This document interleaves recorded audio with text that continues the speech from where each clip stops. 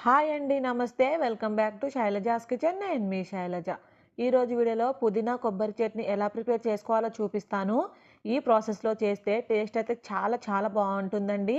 వేడి వేడి అన్నంలో ఈ పచ్చడి చాలా చాలా బావుంటుంది ఫ్రెండ్స్. తప్పకుండా ట్రై చేయండి. మీకు నచ్చుతుంది. ప్లీజ్ అండి వీడియో నచ్చితే ఒక లైక్ చేయండి. ఫస్ట్ స్టవ్ ఆన్ చేసి ప్యాన్ పెట్టుకొని ఇందులోకి ఒక టేబుల్ స్పూన్ పచ్చెనగపప్పుని వేసుకోండి. అలానే మరో టేబుల్ స్పూన్ వరకు మినపగుండ్లను వేసేసుకొని ఈ శనగపప్పు మినపగుండ్లని కొంచెం ఫ్రై చేసుకోవాలి. వీటిని ఇలా కొంచెం దోరగా ఫ్రై చేసుకున్నాక ఇందులో ఒక హాఫ్ టీ స్పూన్ వరకు ధనియాలను వేసుకోండి. మరో హాఫ్ టీ స్పూన్ వరకు జీలకర్ర వేసేసుకొని ఇవి ఇలా కొంచెం కమ్మటి వాసన వచ్చే వరకు ఫ్రై చేసుకుంటే పచ్చడి టేస్ట్ చాలా బాగుంటుందండి. ఇలా ఇవి కాస్త ఫ్రై అయ్యాక ఇందులోకి 2 టేబుల్ స్పూన్ల వరకు నువ్వులను వేసేసుకొని నువ్వులు అనేది చిటపటలాడే వరకు ఫ్రై చేసుకోండి. ఇన్ కేస్ ఇక్కడ మీకు పచ్చెనగపప్పు, మినపప్పు వద్దనుకుంటే ఈ ప్లేస్‌లో 2 టేబుల్ స్పూన్ల వరకు పల్లీలను వేసి కూడా ఫ్రై చేసుకోవచ్చు. ఇలా పప్పులన్నీ కూడా దోరగా ఫ్రై అయ్యాక ఈ పప్పుల్ని ఒక బౌల్‌లోనికి తీసేసుకొని చల్లారే వరకు పక్కన పెట్టేసుకుందాం. నెక్స్ట్ ఇదే ప్యాన్‌లో ఒక టేబుల్ స్పూన్ ఆయిల్ వేయండి.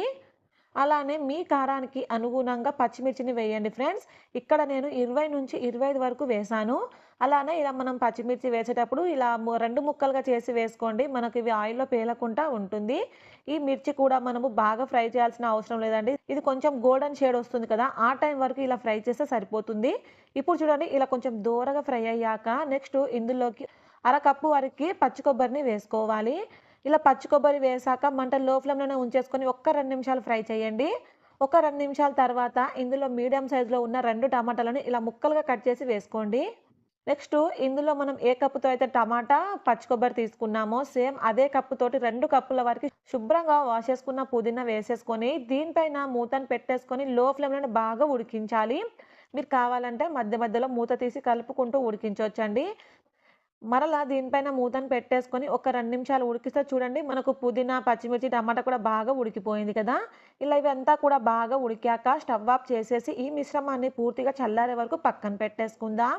నెక్స్ట్ మనం ముందుగానే ఫ్రై చేసి పెట్టుకున్నాం కదా! ఈ పప్పులని ఒక మిక్సర్ జార్‌లో వేసేసుకొని ఇక్కడ వీడియోలో చూయించినట్టుగా మెత్తని పొడిలా ప్రిపేర్ చేసుకోండి. ఇలా మెత్తగా ఉండాలండి. అప్పుడే మనకు టేస్ట్ బావుంటుంది. ఇప్పుడు ఇందులోనే ఈ పుదీనా, కొబ్బరి మిశ్రమాన్ని కూడా వేసేసుకొని మీ రుచికి సరిపడా ఉప్పుని వేసుకోండి. నేను ఒక టేబుల్ స్పూన్ వరకు వేశాను. ఇందులోనే 2 రెబ్బల వరకి చింతపండుని వేసుకోండి. అలానే ఒక 4-5 వరకు వెల్లుల్లి రెబ్బలను వేసేసుకొని వీటిని మెత్తగా కాకుండా కొంచెం కోర్స్‌గా గ్రైండ్ పట్టుకోండి ఫ్రెండ్స్. టేస్ట్ బావుంటుంది. ఇక్కడ చూసారు కదా! ఇలా ఈ విధంగా గ్రైండ్ పట్టుకున్నాక ఒక బౌల్‌లోనికి ట్రాన్స్‌ఫర్ చేసేసుకొని దీనికి పోపుని ప్రిపేర్ చేసుకుందాం. నెక్స్ట్ ఇదే ప్యాన్‌లో స్టవ్ ఆన్ చేసి ప్యాన్ పెట్టుకొని ఇందులో 2 టేబుల్ స్పూన్ల ఆయిల్ వేసుకోండి.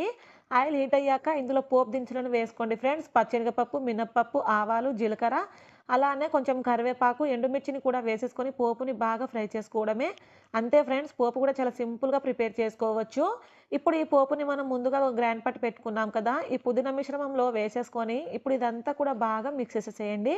అంతేనండి, ఎంతో టేస్టీగా ఉండే కొబ్బరి పుదీనా పచ్చడి అయితే ప్రిపేర్ అయిపోయింది. వేడి వేడి అన్నంలో ఈ పచ్చడి చాలా చాలా బావుంటుంది ఫ్రెండ్స్. తప్పకుండా ట్రై చేయండి. మీకు నచ్చుతుంది.